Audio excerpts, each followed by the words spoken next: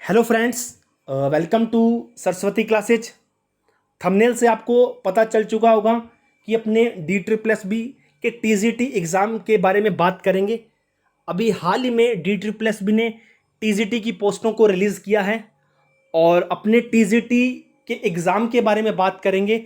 और टीजीटी का जो फर्स्ट पेपर होता है उसके बारे में पूरी की पूरी जानकारी दी जाएगी आपको इस वीडियो में। कंप्लीट डिस्कशन करेंगे उसके बारे में, एक तरह से उसका पोस्टमार्टम करेंगे ताकि आपको हर बारीक से बारीक चीज़ का पता चल सके।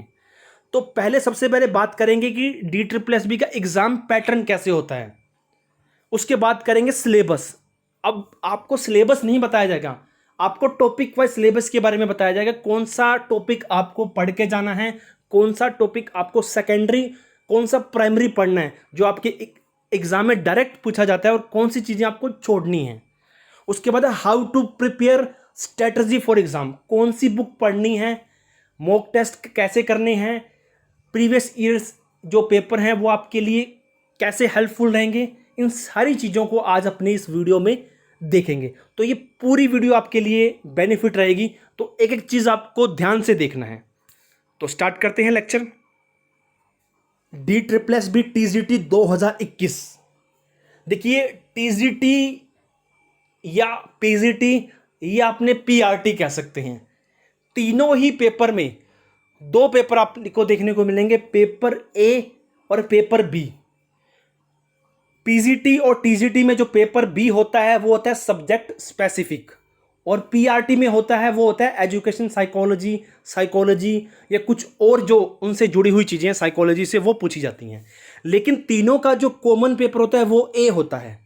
लेकिन मैं ये नहीं कह सकता कि तीनों के पेपर में ए सेम एज इट इट प्रश्न पूछे जाते हैं। जो टीजीटी का पैटर्न है वो थोड़ा अलग है, टीजीटी का पैटर्न है वो बिल्कुल हटके है, और पीआरटी का जो पैटर्न है वो टीजीटी और पीजीटी का दोनों मिक्सचर है। ये जो लेक्चर है टीजीटी के लिए तैयार किया गया है, इससे पहले पीजीटी के लिए भी तैयार किया गया था, पीआरटी के लिए अपने जल्द तैयार करेंगे। अब देखिए, पेपर दो पूछे जाते हैं पीआरटी टीजीटी में, डी टीजीटी में। तो पेपर ए और पेपर बी। पेपर ए होता है वो होता है जर्नल पेपर, जिसमें 5 सब्जेक्ट होते हैं। हिंदी 20 नंबर की पूछी जाती है, मैथ, रीजनिंग, इंग्लिश और जीके। इसके साथ करंट अफेयर जीके भी ऐड होती है। तो प्रत्येक जो पार्ट होता है वो 20-20 नंबर का होता है। ऑनलाइन एग्जाम होगा। और इसी के साथ पेपर बी में आपके सब्जेक्ट स्पेसिफिक क्वेश्चन पूछे जाते हैं। यदि आप मैथ से हो तो मैथ्स के क्वेश्चन पूछे जाएंगे, यदि आप नेचुरल साइंस के हो तो साइंस के क्वेश्चन पूछे जाएंगे, यदि आप एसएसटी के हो तो पॉलिटी, हिस्ट्री, इकोनॉमिक्स से रिलेटेड प्रश्न पूछे जाएंगे। और ये पूरा का पूरा 100 नंबर का पेपर होता है। ठीक है स्टूडेंट। और इसमें जो 90 नंबर होते हैं वो होते हैं सब्जेक्ट स्पेसिफिक, और 10 नंबर होते हैं वो होते हैं टीचिंग मेथड के। यानी ये टोटल मिलकर 100 नंबर का होता है, और ये भी टोटल मिलकर 100 नंबर का होता है। अब बात आती है क्वालिफाई की। दोनों पेपरों में 40-40 नंबर लेने जरूरी होते हैं। यदि आप दोनों पेपर में 40-40 नंबर नहीं लोगे तो आप मान के चलिए आप फेल हो। यदि इस पेपर में आप 100 नंबर ले लेते हो और इस पेपर में आप 39 नंबर ले लेते हो तो भी आप फेल हो, क्योंकि 40 नंबर का क्राइटेरिया डी ने फिक्स किया हुआ है। 40-40 नंबर क्वालिफाई नंबर हैं, ये आपको लाने हैं। इसके बाद एक्स्ट्रा मेरिट बनेगी, और अगर आप एक स्ट्रैटेजी के साथ डी का पेपर फाइट करते हो तो आप डेफिनेटली इस एग्ज़ाम को क्रैक कर जाओगे। अब अपने इस लेक्चर में बात करेंगे पार्ट ए की। पार्ट ए में 5 सब्जेक्ट हैं। इन पांचों सब्जेक्ट के बारे में अपने डिस्कशन करेंगे। कैसे आप हिंदी में 20 में से 18 नंबर ले सकते हो, कैसे आप मैथ्स जो लोगों के लिए एक बहुत बड़ा फोबिया बन चुका है, कैसे उसको टेकल कर सकते हो, कौन से टॉपिक आपको प्राइमरी करने हैं, कैसे उसमें एक एवरेज बच्चा जो आर्ट से जुड़ा हुआ है या हिंदी से जुड़ा हुआ है, इंग्लिश का एग्जाम दे रहे हैं, कैसे वो इसमें 13+ नंबर ला सकता है। ये एक एवरेज बनाया गया जो कहते हैं कि हमें मैथ नहीं आता। कैसे आप रीजनिंग में 17+ नंबर ला सकते हो, कैसे आप इंग्लिश जो कहते हैं कि नॉर्थ इंडिया के लिए सबसे बड़ा है टफ एग्जाम वो है इंग्लिश का, कैसे आप सिनोनिम एंटोनिम्स को पढ़ना है, कैसे ईडियम फ्रेजेस को टेकल करना है। उसके बाद जीके, कहते हैं कि जीके का अंत नहीं होता, लेकिन आज इस वीडियो में अपने अंत करके दिखाएंगे कौन से टॉपिक आपको पढ़ने हैं, कैसे आप 12+ नंबर इस एग्जाम में ला सकते हो। पूरी स्ट्रेटजी आपको देखने को मिलेगी। बात करते हैं सबसे पहले मैथ एप्टीट्यूड के बारे में। अब देखिए, मैथ 20 नंबर की आएगी। अब अगर अपने पेपर को एनालिसिस करते हैं DSSB TCT के एग्जाम को, तो कुछ ऐसे टॉपिक हैं मैथ्स में जो आपको प्राइमरी करने हैं और कुछ हैं जो आपको सेकेंडरी करके जाने हैं। मान के चलिए कुछ ऐसे बच्चे होते हैं जिनको मैथ नहीं आता, कहते हैं कि हमें मैथ तो करके ही नहीं जाना। अगर ऐसे बच्चे मैथ छोड़ के जा रहे हैं तो उनसे रिक्वेस्ट है कृपया इन टॉपिक को करके जाएं, ताकि आप इस एग्ज़ाम में 10+ नंबर ले सकें मैथ्स एप्टीट्यूड में। अगर कोई बच्चा ऐसा है जिसको टेबल्स, मल्टीप्लाई और डिवाइड्स आते हैं, अगर वो अप्रोच सीख जाता है, अब बाद में देखेंगे कि कैसे आपको लेक्चर पढ़ने हैं, वो भी मैं बताऊंगा आपको। अगर कोई बच्चा थोड़ा सा भी मैथ में स्ट्रॉन्ग है तो वो इस एग्ज़ाम में इजीली से 15+ नंबर ले सकता है, क्योंकि एक एग्ज़ाम पैटर्न के थ्रू क्वेश्चन पूछे जा रहे हैं। अब देखिए, प्राइमरी में कौन सा टॉपिक करने हैं, सिंप्लीफिकेशन। देखिए, आप DSSB TCT का कोई भी एग्ज़ाम उठा लीजिए, आपको सिंप्लीफिकेशन के 2 से 3 क्वेश्चन मिलेंगे। अगर इसी जगह आप PCT का एग्जाम देते हो तो ये सिंप्लीफिकेशन के क्वेश्चन 5 पहुंच जाते हैं वहां। तो देख लिया कितना अंतर आ चुका है TCT और PCT के एग्जाम में। और HCF LCM, अगर आप TCT का एग्जाम देते हैं तो 2 क्वेश्चन हर साल फिक्स हैं, 2 ही पैटर्न पे पूछे जा रहे हैं। वैसे तो LCM HCF के काफी सारे पैटर्न हैं, लेकिन DSSB ने तो कसम खा रखी है कि हमें वो 2 ही टाइप से क्वेश्चन देगा। अगर आप वो दोनों टाइप पढ़ लेते हैं तो 2 नंबर आपके पक्के हैं, कोई आपके वो 2 नंबर को रोक नहीं सकता। अब DI, कहने को तो DI 5 नंबर देता है PCT एग्जाम में, लेकिन TCT एग्जाम में फिक्स है वो आपको 3 क्वेश्चन दे के जाएगा DI में। और DI भी कोई लंबी चौड़ी बात नहीं है, मात्र 3 या 4 घंटों का एक टॉपिक है, आपको समझना है। उसमें कैलकुलेशन होनी चाहिए, परसेंट निकालने की, जोड़ गुना घटाओ, जो आपको सिंपल वे में स्कूल में 1ली से 5वीं कक्षा तक सिखाए जाते थे। उसके बाद है मेंसुरेशन। मेंसुरेशन के fix question, formula based question आ रहे हैं आपके सामने। कोई ऐसी लंबी चौड़ी बात नहीं है जो SSC एग्जाम में पूछी जा रही है। बहुत ऐसे यूट्यूबर्स हैं जो ये बताते हैं कि भाई DSSB में SSC लेवल की मैथ्स आ रही है। ये कतई गलत है बिल्कुल बच्चा। जो DSSB की मैथ है, SSC का मैथ अगर मैं मानूं तो यहाँ है, और DSSB का मैथ मानूं तो यहाँ है। अब इसमें अंतर क्यों है?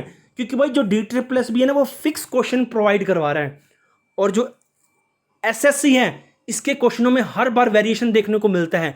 अगर LCM का क्वेश्चन इस बार पूछा गया ना, तो अगली बार उससे टफ पूछा जाएगा, अगली बार उससे टफ पूछा जाएगा। लेकिन DSSB तो हमारा बहुत इनोसेंट आदमी है, बहुत बोर्ड इनोसेंट बोर्ड है, तो वो फिक्स क्वेश्चन पूछता है मैथ में।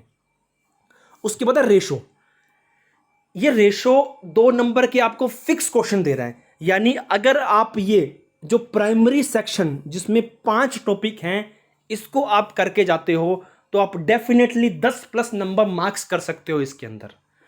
अब कई बच्चे कह रहे हैं कि सर हम इसको टॉपिक को कहाँ से करेंगे, उसके बारे में वीडियो में मैं आपको बाद में बताऊंगा कहाँ से करने हैं।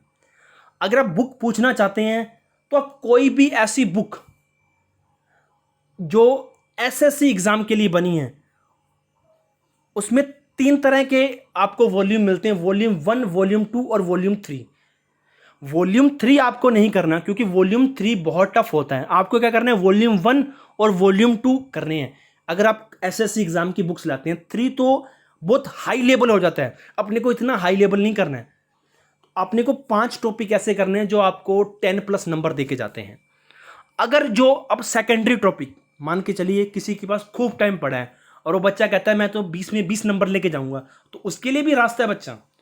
तो वो एक तो परसेंटेज टॉपिक करके जाए। परसेंटेज कहाँ कहाँ जुड़ा हुआ है, अगर आप परसेंटेज करते हो तो परसेंटेज आपको प्रॉफिट लॉस में देखने को मिलेगा, SI और CI में देखने को मिलेगा। ये 3 टॉपिक हैं जो कहीं ना कहीं परसेंटेज से जुड़े हुए हैं। तो अगर परसेंटेज करते हो तो आपको मान के चलिए इनडायरेक्ट रूप से 4 नंबर का फायदा होगा। वो 4 नंबर का फायदा कैसे होगा?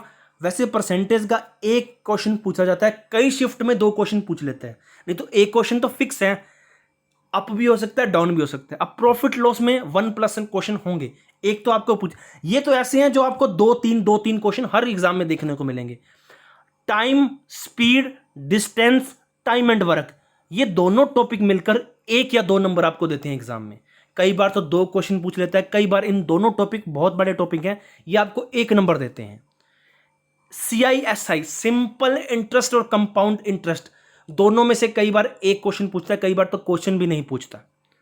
नंबर सिस्टम, जिसके काफी सारे एस्पेक्ट्स हैं, काफी टॉपिक्स हैं इसके अंदर, और मेनली आपको नंबर सिस्टम में पढ़ना क्या है, एक तो रिमाइंडर थ्योरम पढ़नी है, एक यूनिट प्लेस पढ़ना है, और एक आपको कह सकते हैं क्यूशेंट वाला पार्ट पढ़ना है, रिमाइंडर क्यूशेंट वाला पार्ट।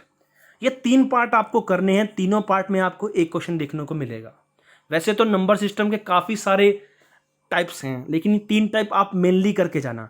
अब मैंने बता दिया ये टाइप तो आपके लिए प्राइमरी है, इसको करना है। जो चाहता है कि मेरी मैथ थोड़ी सी अच्छी है, मुझे और नंबर इंक्रीज करने हैं, तो वो ये टॉपिक कर जाए। लेकिन जो कहते हैं कि हमारी मैथ बहुत वीक है, हमने नहीं छेड़ना, तो भाई इनको तो छेड़ के जाएं यदि आप सिलेक्शन लेना चाहते हैं। तो देखिए आपको मैंने कंप्लीट एनालिसिस कर दिया कौन से टॉपिक से कितने क्वेश्चन उठते हैं, ठीक है। और मैंने आपको बुक में किसी स्पेसिफिक बुक का नाम नहीं बताता कि आपको ये बुक पढ़नी चाहिए, कोई भी बुक लाइए जिसमें प्रैक्टिस सेट खूब सारे हैं। Volume 1, volume 2, volume 3, mostly SSC की बुक इस प्रकार डिवाइड होती है, तो वॉल्यूम 1 कर लीजिए, आपका बेड़ा पार हो जाएगा।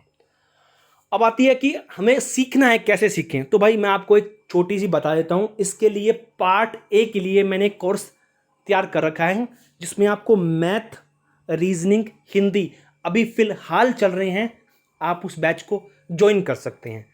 अब ज्वाइन करने का देखिए, आप टेलीग्राम, नीचे मेरा टेलीग्राम लिंक दे रखा है जिसका नाम है DSSB एग्जाम प्रिपरेशन। ये टेलीग्राम चैनल है DSSB एग्जाम प्रिपरेशन, इस पे जाके आप मुझे जुड़ सकते हैं। आपको कुछ भी इंपॉर्टेंट बात है वहाँ बता दी जाएगी। और नीचे ही मेरा फेसबुक पेज का लिंक है, आप फेसबुक पेज से भी जुड़ सकते हैं। इंस्टाग्राम पर आपका कोई सवाल है तो जाके पूछ सकते हैं कि हमें कैसे क्या करना है। और यदि आप बैच ज्वाइन करना चाहते हैं तो ओनली मैसेज कर सकते हैं 9521852000 पर। अब बात करते हैं नेक्स्ट जो टॉपिक है 20 नंबर का, उस पर। अब नेक्स्ट है हिंदी। अब देखिए हिंदी को मैंने 2 तरह से बांटा है, एक तो मेमोरी बेस और एक अंडरस्टैंडिंग बेस।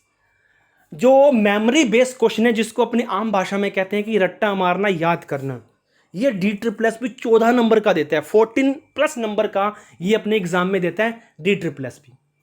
और जो अंडरस्टैंडिंग बेस है, जिसको समझना है, वो देता है 6 या 7 नंबर का। तो देख लीजिए अब आपके लिए कौन सा बेनिफिट रहेगा अगर आप चीज़ों को याद करते हैं। अब मैं याद करने का भी तरीका आपको बताऊंगा, कैसे पढ़ना है, कैसे आपको स्मार्ट तरीके से पढ़ना है। अब देखिए तत्सम तद्भव, 2 क्वेश्चन फिक्स हैं बच्चा, 2 क्वेश्चन फिक्स हैं तत्सम तद्भव के। अब तत्सम तद्भव कहाँ से पढ़ने हैं, मैंने इसकी PDF बना के डाली हुई है अपने टेलीग्राम चैनल पर।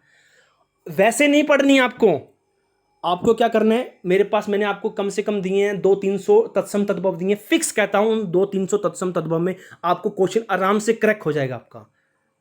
तो तत्सम तद्भव मान के चलिए पहले दिन आपने 15 तत्सम तद्भव पढ़ लिए, उसी के साथ पर्यायवाची भी मैंने सेंड कर रखे हैं, तो अपने पर्यायवाची 10 पढ़ लिए। इसी प्रकार आपने विलोम शब्द 30 पढ़ लिए, मुहावरे लकोक्तियां आपने 20 पढ़ ली। पहले दिन आपको ये करना है। अब जब नेक्स्ट दिन आएगा ना बच्चा, तो अगले 15 तत्सम तद्भव को तो पढ़ना है, साथ में इनको पढ़ना है, इसको पढ़ना है, इसको पढ़ना है, इसको पढ़ना है।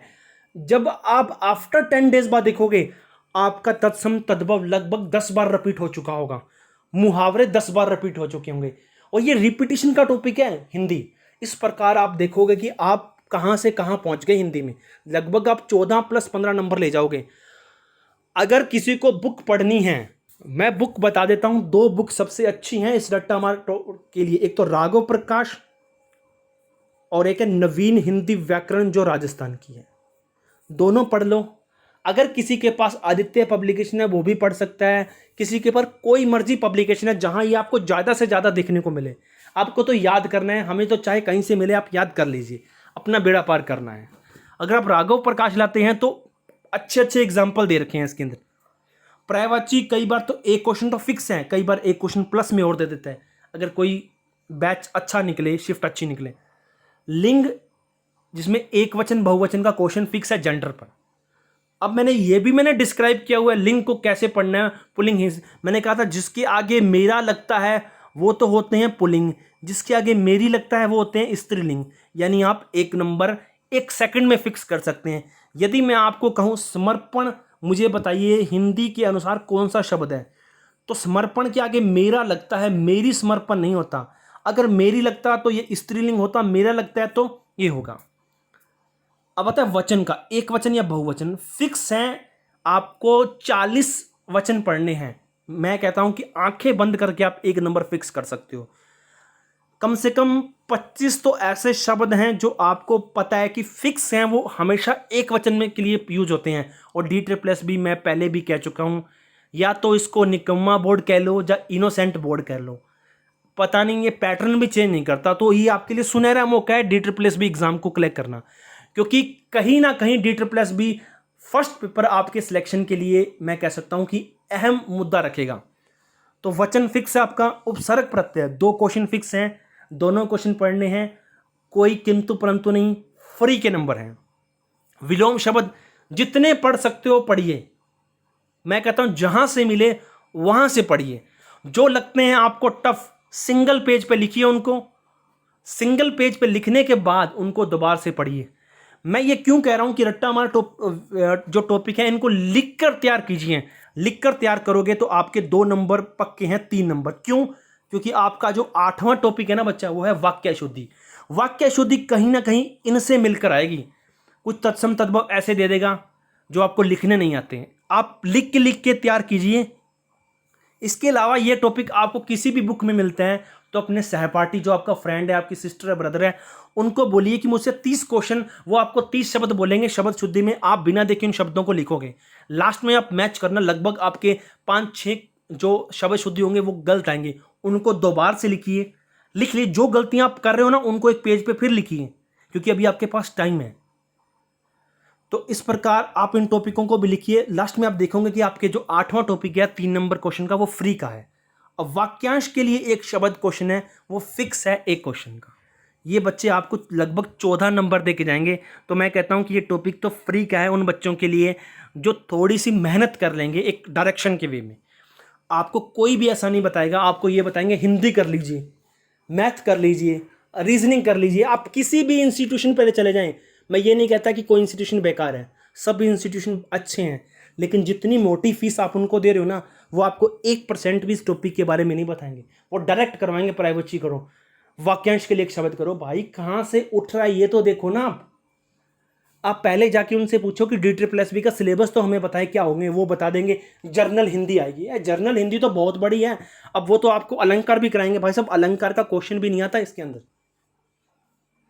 ठीक है। वो तो आपको ऐसे ऐसे टॉपिक करवाएंगे जिनके क्वेश्चन तक नहीं आते इस पेपर में। फालतू का क्यों तमाशा खड़ा करना अपने को। अब आते हैं अंडरस्टैंडिंग बेस। संधि का एक क्वेश्चन फिक्स है, आपको जब तक संधि पढ़ोगे नहीं आपको एग्जाम्पल नहीं आएंगे। और मैं गारंटी कहता हूं संधि का भी मैं आपको एक क्वेश्चन दिलवा के रहूंगा अगर आप मेरे वे से चलते हो तो, क्योंकि मैंने प्रॉपर संधि को DSSS के एग्जाम के अकॉर्डिंग तैयार किया हुआ है। अब करना चाहते हो तो बैच ज्वाइन कर सकते हो, नहीं तो आप जहां से भी पढ़ रहे हो उनको ये टॉपिक को वहां से अच्छे से पढ़ना। और जस्ट इसके बाद एक मॉक टेस्ट सीरीज मैं कर रहा हूं क्रिएट टेस्ट की। 20 टेस्ट होंगे एक ऐप के थ्रू। लगभग यदि आप उन मॉक टेस्ट को प्रिपेयर कर लेते हैं तो मैं आपको वादा करता हूं कि आपके 70+ तो उस मॉक टेस्ट में आपको मैं दिलवा के रहूँगा। क्योंकि उन मॉक टेस्ट के जब मैं सोल्यूशन करवाऊंगा तो साथ साथ मैं आपको कुछ ऐसी बातें मैं बताऊंगा जो आपको एग्जाम क्रैक करने में बिल्कुल आपका साथ देगी, ठीक है। समास का भी एक टॉपिक फिक्स है, वाक्य का एक टॉपिक फिक्स है। फ्री का वाक्य नंबर मैं चाहता था इसको यहां भी कर सकता था, लेकिन मैंने वाक्य को अंडरस्टैंडिंग में रखा, क्योंकि मिश्र और संयुक्त वाक्य में कुछ आपको पहचानने में थोड़ी दिक्कत होती है। लेकिन उसके लिए भी मैंने अप्रोच तैयार कर रखी है योजक वर्डकों की। यदि आप संयुक्त पढ़ लेते हो तो मिश्र तो आप आंखों बंद करके टिक कर सकते हो। काल भी फिक्स है, और काल का भी मैंने अप्रोच से सिखाया हुआ, ट्रिक से सिखाया हुआ है। वाच्य भी मैंने ट्रिक से सिखाई हुआ, वाच्य का क्वेश्चन फिक्स है। वाच्य और क्रिया दोनों को मैंने जोड़ा है।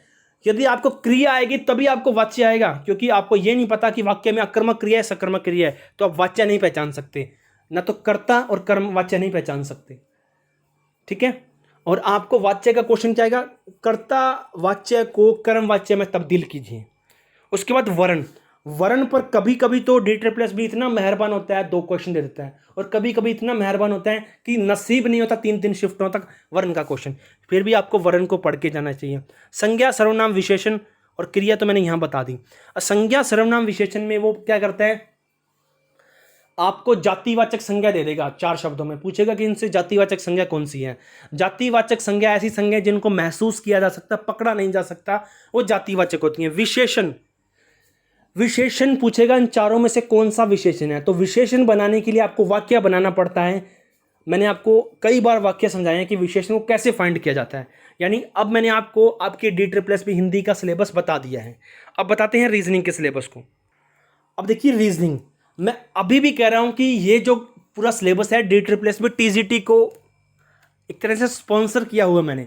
अभी PRT के लिए डिस्कस करूंगा, PRT में थोड़े मायने चेंज हो जाएंगे, PGT के लिए तो बिल्कुल चेंज है मायने बच्चा। PGT में जो रीजनिंग का पोर्शन है वो ये प्राइमरी है और ये सेकेंडरी है, और TGT में ये प्राइमरी है और ये सेकेंडरी है। याद रखना, उल्टा हो जाता है।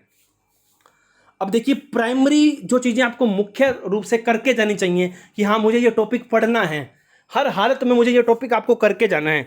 तो ब्लड रिलेशन का एक क्वेश्चन तो फिक्स है, कई बार तो मेहरबान होती है 2 क्वेश्चन पूछ लेता है, यानी 1 नंबर तो आपको दे के जाएगा। 5 टाइप हैं, 5 टाइप पे 4-4 क्वेश्चन कीजिए, सीधा एग्जाम में बैठिए, आपका क्वेश्चन हल हो जाएगा।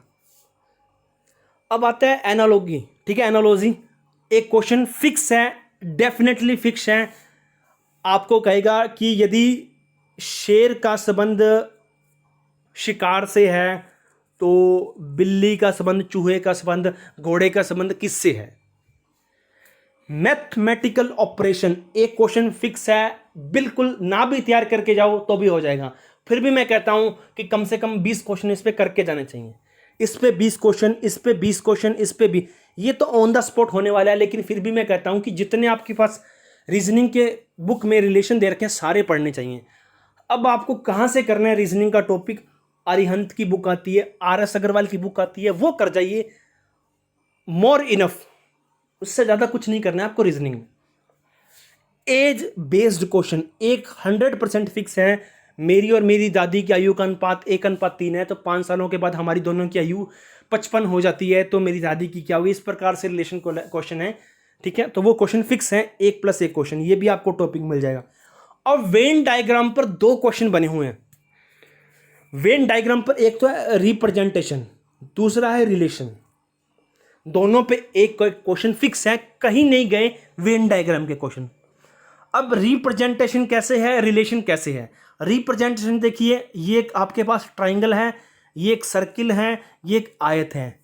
बता देगा कि जो सर्किल है वो डॉक्टर को रिप्रेजेंट करता है, रेक्टेंगल इंजीनियर को रिप्रेजेंट करता है, और जो ट्राइंगल है वो टीचर को रिप्रेजेंट करता है। बताइए कि इनमें से कौन से ऐसे डॉक्टर हैं जो इंजीनियर तो हैं लेकिन टीचर नहीं है, ये बताना है आपको। रिलेशन, रिलेशन देखिए, आपको रिलेशन पूछेगा, ये डॉक्टर का कॉलम है, ये महिला का कॉलम है, और ये कुछ और का क्वेश्चन है। मान के चलिए ये डॉक्टर का डायग्राम है, ये गायने का डायग्राम है, और ये डेंटिस्ट का डायग्राम है। तो आपको पता है कि डॉक्टर के अंदर ही गायने आती है और क्या आते हैं, डेंटिस्ट आते हैं। तो इस प्रकार इनमें रिलेशन बनाना है आपको। जब तक आप टॉपिक को फुल नहीं करोगे तब तक आप पढ़ोगे नहीं, तब तक आप कर नहीं सकते। यानी फ्री के 2 नंबर है यहाँ भी। अब आता है odd and out question. 2 question तो पक्के हैं, मेहरबानी आपके ऊपर है कि आपकी किस्मत कितनी स्ट्रांग है। एक तो नंबर पर ओड आता है और एक अल्फाबेट पर ओड आता है। नंबर पर किस प्रकार ओड आता है, मान के चलिए से 25, 36, 81 और 72, कहेगा इनमें से कौन सा ओड है। देखिए 25 5 का स्क्वायर है, 36 6 का स्क्वायर है, 81 9 का स्क्वायर है, तो 72 किसी का स्क्वायर नहीं है, यानी ये ओड है। अल्फाबेट में किस प्रकार पूछा जाता है, 2-2 अल्फाबेट दे देगा, जैसे AZ दे दिया, BY दे दिया, CX दे दिया, DV दे दिया। देखिए A और Z एक दूसरे के उल्टे हैं, B और Y एक दूसरे के उल्टे हैं, C और X एक दूसरे के उल्टे हैं, D और V एक दूसरे के उल्टे नहीं है, DW एक दूसरे के उल्टे हैं। ठीक है बच्चा, तो यहां ये अलग हो गया। इस प्रकार ओड और आउट करना था।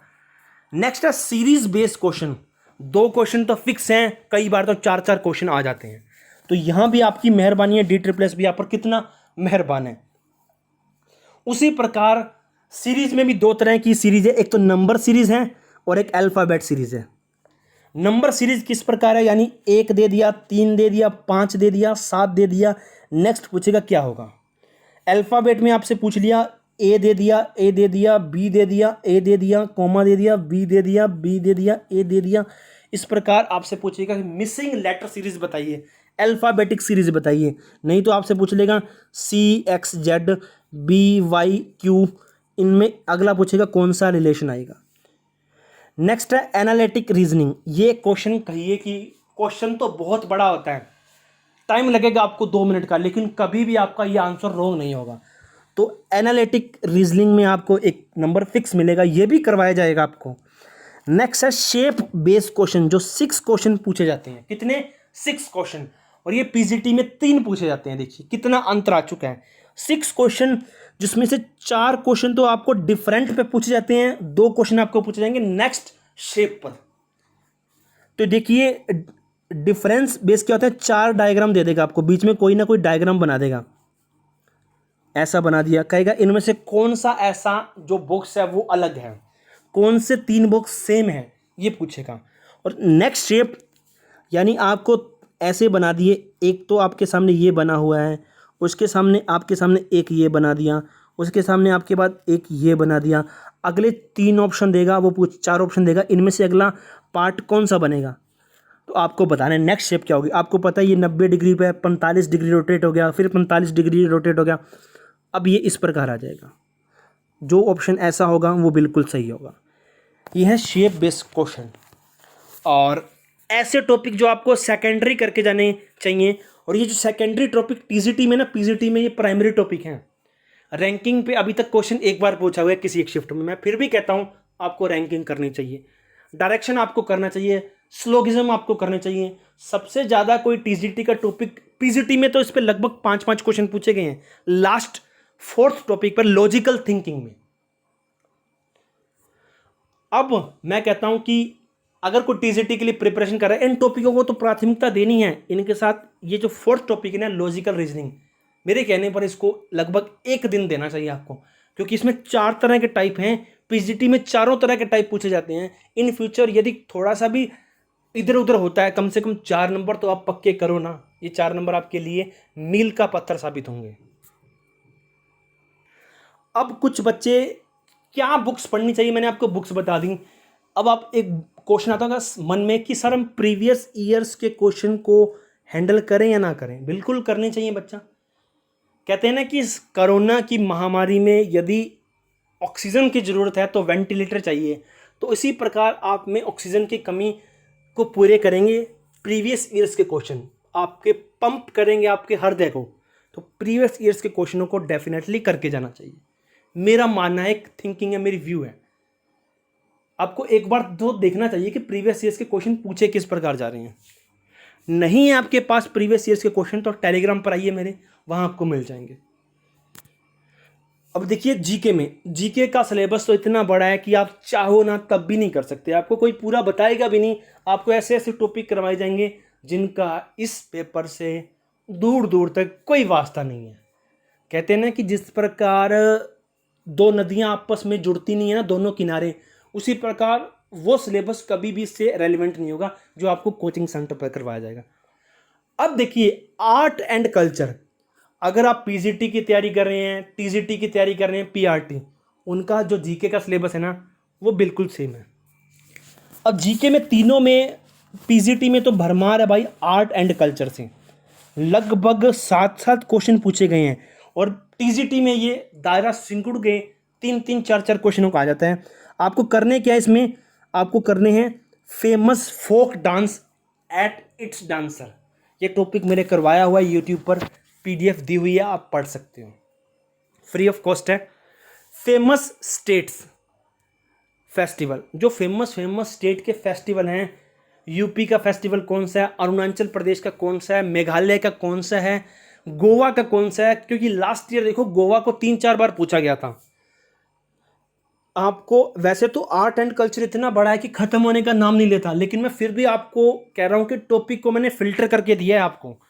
Fix question, fix question, fix question, musical instrument and it's player, बिल्कुल ट्रिक से बनाई हुई वीडियो है, देख सकते हो, पड़ी है टेलीग्राम पर, यूट्यूब चैनल पर भी पड़ी है। फोक पेंटिंग जो आजकल चल चुका है, पीजीटी के एग्जाम में दोबारा से कहते हैं कि आना स्टार्ट कर दिया इसने। अभी जो लेटेस्ट एलडीसी यूडीसी के एग्जाम हुए थे, फोक पेंटिंग के काफ़ी क्वेश्चन पूछे हैं, तो फोक पेंटिंग आपको करके जानी चाहिए। फोर्ट टेम्पल म्यूजियम, म्यूजियम पर क्वेश्चन लगातार पूछे जा रहे हैं। फोर्ट पर 2-3 बार क्वेश्चन पूछा है, टेम्पल पर 2-3 बार क्वेश्चन पूछा है, तो आपको पढ़ के जानिए famous famous fort, famous temple, famous museum centre. Buddha and Jain धर्म, बुद्ध एंड जैन धर्म। अब देखिए बुद्ध एंड जैन धर्म में तो बहुत कुछ बड़ा है। आप कहेंगे सर कहाँ से कहाँ तक पढ़े? मुख्य घटनाएं जो आपको ल्यूसेंट की बुक्स में एक पेज में सबमिट हो जाती ना, वो पढ़नी है। परिनिर्वाण कब हुआ था, पहला उपदेश किसको दिया था, पहले शिष्य कौन थे, माता का नाम क्या था, ठीक है, जन्म कब हुआ था, कौन सी नदी के किनारे हुआ था, पहली शिक्षा इनको कब मिली थी, इनके जो 4 समितियां हुई थी वो कब हुई थी। उसके बाद जैन धर्म, जैन धर्म के फेमस जो तीर्थंकर हैं, जो इनके उपदेश देने वाले 24 थे, उनको पढ़ना चाहिए। पहले कौन थे, 24 में कौन थे, दूसरे कौन थे। अगर जैन धर्म के पहले जो तीर्थंकर थे उनका जो सिंबल था वो कौन सा था, ये पढ़नी चाहिए आपको। नेक्स्ट है पॉलिटिकल। 5 क्वेश्चन मैं मानता हूँ, 4 क्वेश्चन आपको देखने को मिलेंगे। पहला है कॉन्स्टिट्यूशन कमेटीज, लगभग 15-20 कमेटी हैं मेरे कहने पर। 15 मिनट में टॉपिक क्लियर है आपका। राजेंद्र प्रसाद ने लगभग 4 बनाई थी, वल्लभ भाई पटेल ने 2 बनाई थी, जवाहरलाल नेहरू ने 3 बनाई थी, अंबेडकर जी ने 2 बनाई थी। तो इस प्रकार लगभग 15-16 कमेटी हैं जो कॉन्स्टिट्यूशन कमेटी है, वो पढ़नी है। कौन इसका हेड था और ये कमेटी किससे रिलेटेड थी, कौन सा सब्जेक्ट था, बस इतना पढ़ना है। 1 नंबर आपकी झोली में आ चुका है।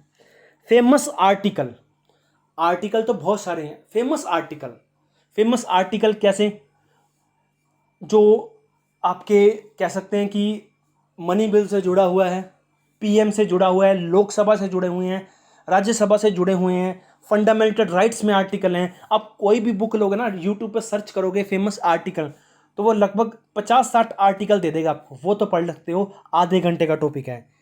फेमस कॉन्स्टिट्यूशन अमेंडमेंट, बहुत मैं कहता हूं इतना धांसू क्वेश्चन है। एक क्वेश्चन फिक्स है, आपको अमेंडमेंट पढ़ने हैं। आर्टिकल 368 आपको पता है किससे जुड़ा हुआ है, कौन से देश से लिया गया है, दक्षिण अफ्रीका से लिया गया है, कहां से लिया गया, ये चीजें आपको पढ़नी है। चौथा टॉपिक आपको पीएम पढ़ना है। पीएम में वो डायरेक्ट रूप से पीएम तो पूछेगा, 4 पीएम दे देगा आपको, पूछेगा कि इनमें से कौन से ऐसे हैं जो पीएम का टाइम क्या था, या कोई 4 ऐसे दे देगा, नाम कहेगा पीएम ये थे या नहीं थे। ये पीएम से पूछेगा। आपको पता है कि पीएम लोकसभा से चुन के जाता है, तो पूछेगा कि पीएम बनने के लिए न्यूनतम आयु कितनी है।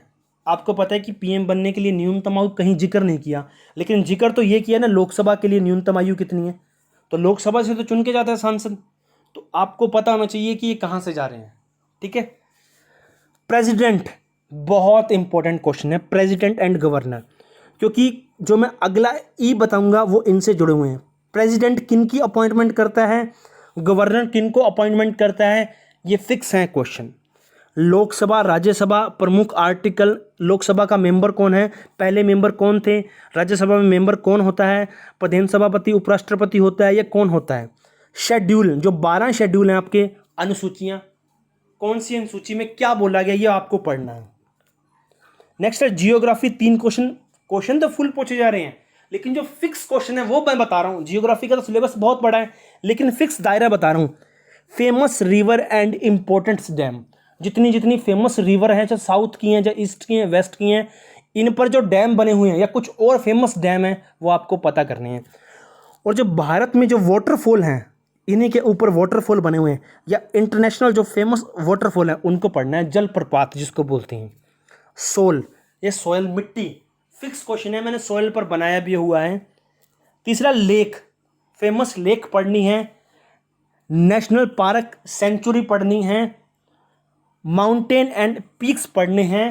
माउंटेन्स पढ़नी है, उनकी पीक्स पढ़नी है, ईस्टर्न घाट पढ़ना है या वेस्टर्न घाट्स की पीक्स पढ़नी है, अरावली की पीक्स पढ़नी है। क्वेश्चन बने हुए हैं, दोबारा फिर रिपीट होंगे।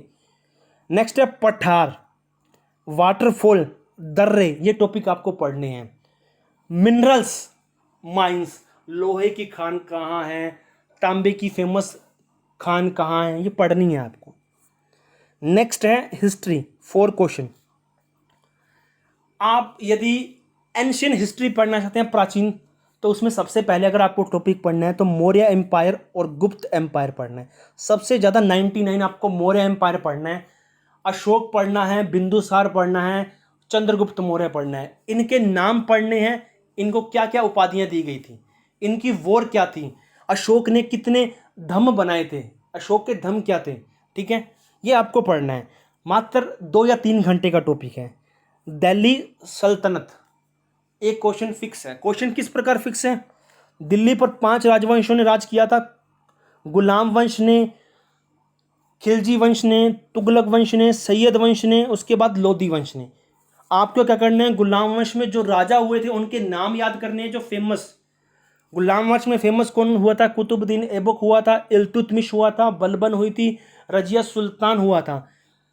आपको नाम याद करने हैं, इनका कार्यकाल याद करना है कि कब से कब तक रहे थे, और जो इनके 10-12 थे उनका नाम भी याद रखना है, उनका कार्यकाल याद रखना, नाम याद रखना है। क्योंकि क्वेश्चन क्या देगा, 3 राजा दे देगा, कुतुबुद्दीन गुलाम वंश के, और एक दे देगा लोधी वंश का। कहेंगे इनमें से कौन सा ऐसा राजा है जो गुलाम वंश से नहीं था।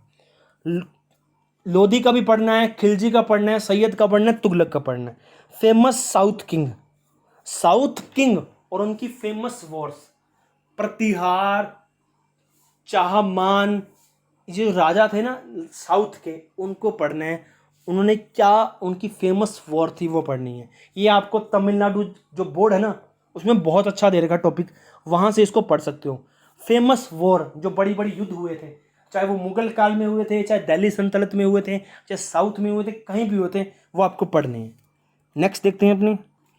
अब देखिए स्टैटिक जीके, जो फेमस है, आपको मिलेंगे क्वेश्चन, ये कभी ऐसे नहीं है जो आपसे दूर जाएंगे, आपको देखने को मिलेंगे हर शिफ्ट में। Games, its trophy and terminology, games दे देंगे, कौन सा गेम है, इसमें कितने खिलाड़ी होते हैं। आपसे पूछेगा कि सुजाता ट्रॉफी कौन से खेल में ली जाती है, ठीक है, नारंग कप कौन से खेल में मिलता है। टर्मिनोलॉजी, वाइट बॉल कौन से खेल की शब्दावली है, क्रिकेट की है। ऐसे आपको टॉपिक करना है, एक किसी भी बुक में मिल जाएगा, नहीं तो आपको पीडीएफ पड़ी है, यहाँ टेलीग्राम चैनल पर मिल सकती है। नेशनल एंड इंटरनेशनल ऑर्गेनाइजेशन, एक क्वेश्चन मान के चलो, 2 क्वेश्चन मान के चलो, 3 क्वेश्चन कई बार पूछ लेता है। अब नेशनल इंटरनेशनल कौन सी है? इंटरनेशनल तो आपको कहता हूं कि आपको माइंड की पॉकेट में भर के लेके जानी है। यूएन, ठीक है, ILO, international labour organisation, red cross पढ़नी है। उसके बाद सुरक्षा परिषद पढ़ना है आपको, WTO पढ़नी है। ये सारी जितनी इंटरनेशनल पढ़नी है, उनके ऑर्गेनाइजेशन कहाँ हैं, उनका मुख्यालय कहाँ है, कब उनकी स्थापना हुई, उनके फेमस पर्सन कौन है जो इस टाइम अध्यक्ष हैं उनके, फेमस बुक्स एंड ऑथर्स। ये आप थोड़ा बड़ा है ना भी करें तो अच्छी बात है, नहीं तो फेमस राइटर हैं उनकी बुक्स पढ़ जाना जो करंट में चल रही हैं। फुल फॉर्म क्वेश्चन फिक्स है, बड़े बड़े नाम दिए जाते हैं, साइंटिफिक नेम दिए जाते हैं, या ऑर्गेनाइजेशन जो नेशनल ऑर्गेनाइजेशन है उनके नाम दे देते हैं, उनकी फुल फॉर्म पूछता है। नेशनल रिसर्च सेंटर 20 है, 20 में से एक क्वेश्चन पक्का है। फेमस योजना, प्रधानमंत्री योजना 2014 से चल रही है, 1985 की ये योजनाएं हैं, वो पढ़नी है आपको। Day, famous day, famous day सारे नहीं पढ़ने, जो करंट में आपसे 1-2 महीने पहले, जिन पर अभी हाल ही में जो गर्म मुद्दा हुआ हो या कोई फेमस फेस्ट डे मनाया गया, वो पढ़ने हैं आपको। अब करंट अफेयर्स, करंट अफेयर कहीं ना कहीं जुड़े हुए हैं बच्चा। अब जो खेल का क्वेश्चन आता है ना बच्चा, ये करंट का आता है। अब अगर टीजीटी पीजीटी का एग्जाम होगा तो खेल में क्वेश्चन आएगा एक। आपको पता है कि अभी जो पहलवान थे जिन्होंने अभी हत्याकांड किया है एक दूसरे पहलवान का, आपको पता है, उससे रिलेटेड क्वेश्चन पूछा जाएगा, मैं आपको श्योरली कहता हूँ। Current affair, Nobel prize, famous prize, man Booker हो, नोबेल प्राइज हो, सरस्वती व्यास पुरस्कार हो, कोई भी खेल से संबंधित हो गया, नेशनल पार्क से संबंधित हो गया जो करंट में है, कैपिटल से रिलेटेड हो गया, कुछ भी योजनाओं से रिलेटेड हो गया, वो करंट में पूछा जाता है, 1 या 2 क्वेश्चन। नेक्स्ट देखते हैं अपने वन एंड लास्ट जो टॉपिक है हमारा इंग्लिश का, जो सबके लिए टफ है। इंग्लिश में अगर पार पानी है तो भाई आपको टाइम फुल देना पड़ेगा। मैं आपको बताऊंगा प्रिपेयर कैसे करनी है, आपके नंबर श्योर आएंगे। सिनोनियम एंटोनियम्स के 4 से 6 क्वेश्चन फिक्स हैं। फिल इन द ब्लैंक 3 से 5 क्वेश्चन फिक्स हैं। One word substitution, idiom phrases, spelling mistake 1 से 2 क्वेश्चन फिक्स हैं। और टैग क्वेश्चन जो ओनली टीजीटी में पूछे जाते हैं, पीजीटी में नहीं पूछे जाते। तो मान के चलिए ये सिलेबस भी पीआरटी के लिए भी अहम है, पीजीटी के लिए भी, टीजीटी के लिए भी। अब इनको पढ़ना कहाँ से है? एसएससी की जो बुक्स होती हैं वहाँ से पढ़ना है। एसएससी की बुक्स जो मैं आपको बता रहा हूँ, अगर वो लेके आते हो तो आपके लिए बहुत फ़ायदेमंद है। ये देखिए रुक्मिणी पब्लिकेशन, पर्सनली मुझे बहुत अच्छी बुक लगती है और मैं चाहता हूँ कि ये बुक पढ़ें।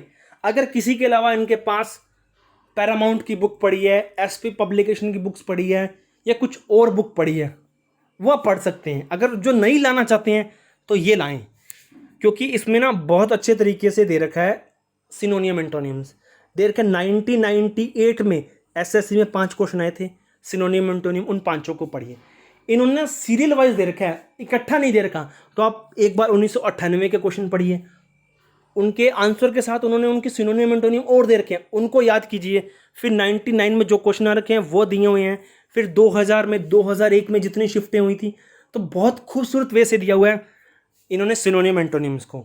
उसी के साथ इन्होंने दिया हुआ स्टूडेंट फिल इन द, ये देखिए सेंटेंस इंप्रूवमेंट, ये topic fill in the blank है।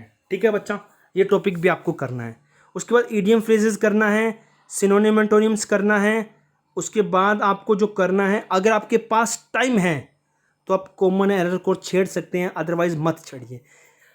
और इसके अलावा जो 8 या 6 नंबर का क्वेश्चन आते हैं वो आते हैं कॉम्प्रिहेंसिव अनसीन पैसेज। वो तो अगर आपकी पढ़ने की शक्ति अच्छी है, आप पढ़ सकते हो, तो 6 नंबर आपके पास हैं, अदरवाइज नहीं है।